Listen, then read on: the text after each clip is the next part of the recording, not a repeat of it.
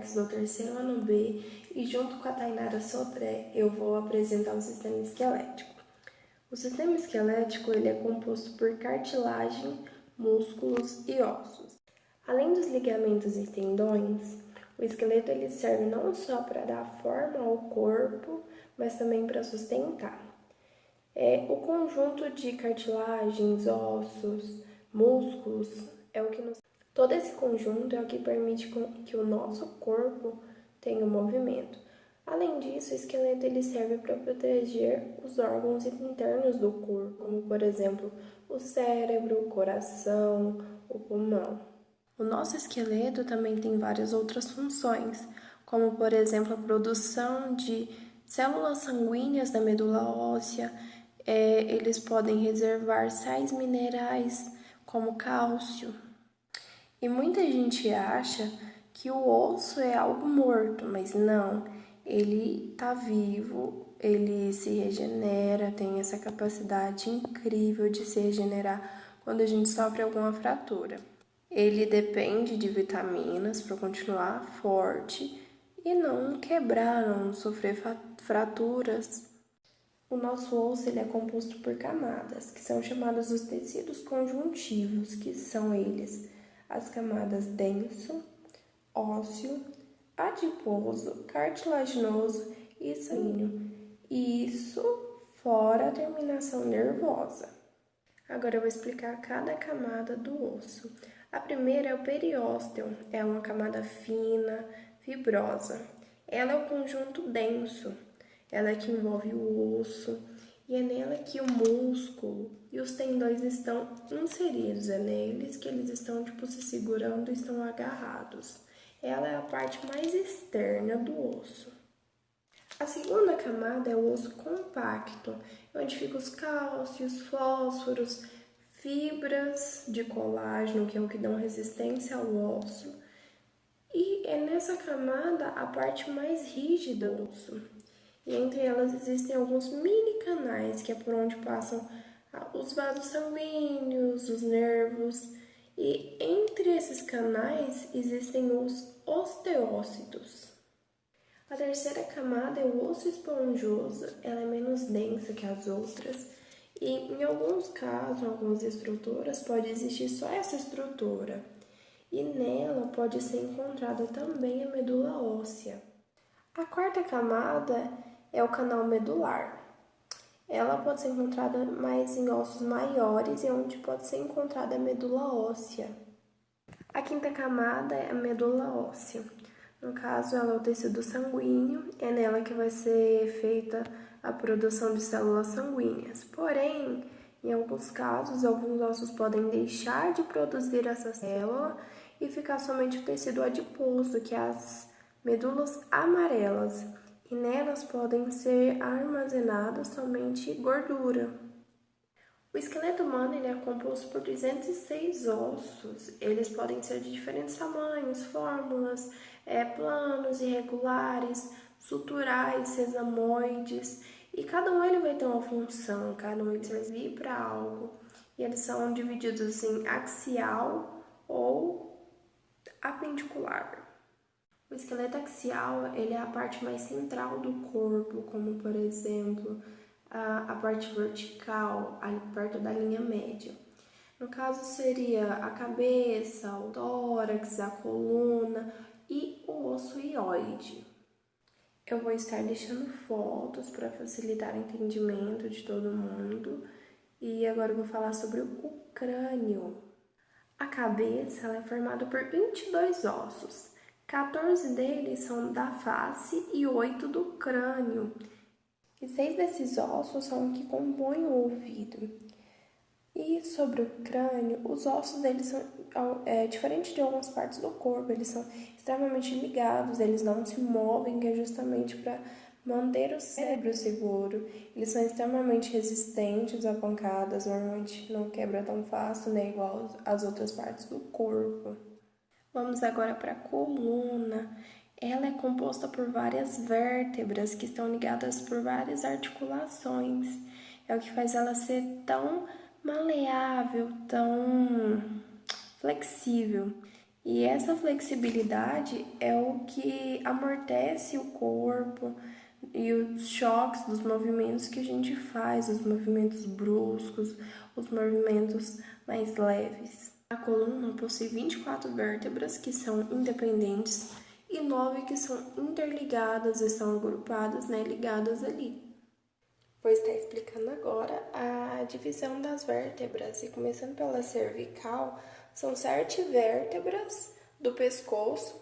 A primeira que é a átala e a segunda axis, elas é quem favorece o movimento que o crânio pode fazer. As vértebras torácicas e também dorsais, como elas podem ser chamadas, são 12 vértebras da costela e elas são articularizadas, ou seja, elas se movimentam. As vértebras lombares é que são as responsáveis por sustentar o seu peso, elas são um pouquinho maiores do que as outras. As vértebras lombares, que são 5 vértebras, é que são responsáveis por sustentar o seu peso. Elas são um pouquinho maiores do que as outras. As vértebras sacrais são 5 vértebras, ou também chamada de sacro. Elas só possuem durante o nascimento. São 5 vértebras que ajudam ali na cintura pélvica, no movimento. E depois, com o tempo, elas se juntam, se fundem e se tornam uma só. O cóccix são 4 vértebras pequenas, ou coccídeas, e elas são, assim como as sacrais, separadas e depois se tornam unidas logo no início da idade adulta. O tórax possui uma flexibilidade que ajuda no processo da respiração. Ele é composto por 12 pares de costelas que são interligadas por músculos intercostais. Esses ossos eles são chatos, encurvados e eles se movimentam durante o processo da respiração. E a costela, elas são ligadas a vértebras torácicas na parte superior. Na parte anterior, as 7 primeiras pares de costelas são chamados de verdadeiros, porque eles são ligados ao externo. Os 3 pares seguintes são chamados de falsos, porque eles são ligados entre si. E os 2 últimos, eles são chamados de flutuantes, pois eles não são ligados a nenhum outro osso. O externo, ele é um osso flutuante, que ele é ligado à costela por parte de uma cartilagem e não através de um osso. O osso hioide fica no pescoço. Ele serve para dar apoio aos músculos da língua e também do pescoço. Ele é em formato lúdeo. O esqueleto apendicular é constituído pelos ossos superiores e inferiores do corpo. Vamos falar agora sobre a cintura escapular. Ela é constituída pela clavícula e pela escápula. A clavícula ela é longa e estreita. Ela é articulada junto com o externo e na outra extremidade ela é articulada com a escápula. Esse osso é chato, triangular, e ele é articularizado com o húmero, que é a articulação do ombro. Vamos falar agora sobre os membros superiores, que é composto pelo húmero, que é o osso que articulariza o ombro, e ele é articularizado através do rádio. O húmero é o osso mais longo do braço. Já o rádio, ele é o osso mais curto e lateral. E também possui a una, que é o osso chato e fino. Passando agora para a cintura pélvica, ela vai ser diferente da mulher para o homem. A cintura pélvica ela é constituída pelos ossos do quadril, os ilíacos, que são constituídas por ilho, isquio e púbis fundidos. Eles são ligados ao sacro. A junção dos ilíacos, sacros e cóccix formam a pelve. E na mulher, ela vai ser mais larga, menos profunda e a cavidade vai ser maior que é isso que vai permitir a passagem do bebê. Vamos agora para os membros inferiores. É através dos membros inferiores que conseguimos ter o movimento de andar. Eles são responsáveis pela locomoção, porque é através deles que os ossos sustentam o peso do nosso corpo e é através dele que a gente mantém o equilíbrio, e isso é o que nos permite andar. Vou explicar agora sobre os ossos inferiores, começando pelo fêmur. Ele é o maior osso do corpo e ele tem a cabeça arredondada que vai ser ligada logo na pelve. O próximo osso é a patela. É um osso sesamoide e ele vai ser articularizado com o fêmur. O próximo é o osso de tíbia, é um osso da parte inferior do corpo e esse ossinho é incrível, pois ele suporta quase todo o nosso peso. Já a fíbula é um osso mais fraco, ele é ligado ao tíbia e ele ajuda a remover o pé. Já os nossos pés são constituídos por 26 ossos, 7 tarsos, 5 metatarsos e 14 falanges. Vamos falar agora sobre a ossificação e remodelação óssea.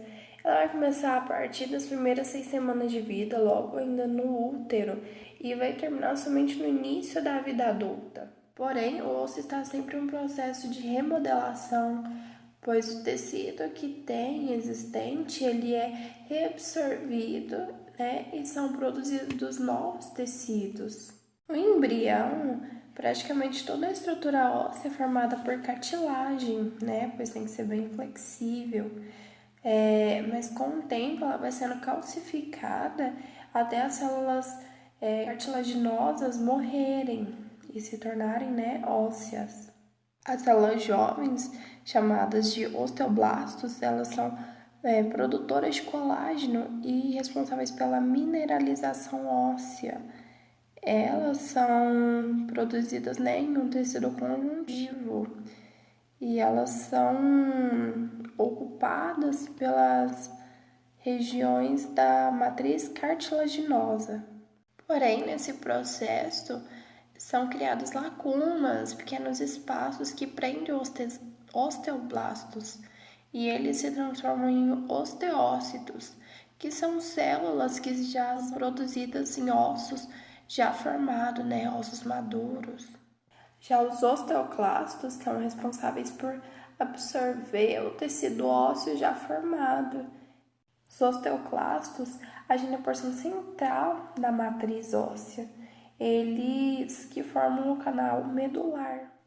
Agora, falando sobre as fraturas, quando um osso sofre bastante pressão, mais do que a sua resistência, ele pode chegar a se romper. Isso também pode acontecer por estresse. Também pode acontecer quando a pressão é feita repetidamente em um local, em um mesmo local. A causa que pode sim trazer os ossos a se fraturarem é por doenças, como por exemplo a osteoporose, que ela desmineraliza os ossos, ela tira os cálcios do osso e passa para a corrente sanguínea. E isso deixa o osso fraco e pode sim vir uma fratura. Na superfície desse local onde ocorreu a fratura, vão surgir coágulos de sangue, pois as células vão morrer e assim a matriz óssea ela vai ser destruída. Uma intensa vascularização ela toma conta dessa região onde houve a fratura e origina células precursoras da matriz óssea. E isso acaba originando, né, um tecido reparador, que acaba se tornando em um calo ósseo. Dependendo da atividade realizada pela pessoa, pelo cuidado que ela tem, esse calo ósseo ele vai ser substituído por um tecido ósseo esponjoso. E provavelmente, dependendo dos cuidados, ele vai ser trocado por um tecido ósseo compacto, futuramente vindo se tornar no que era antes da fratura.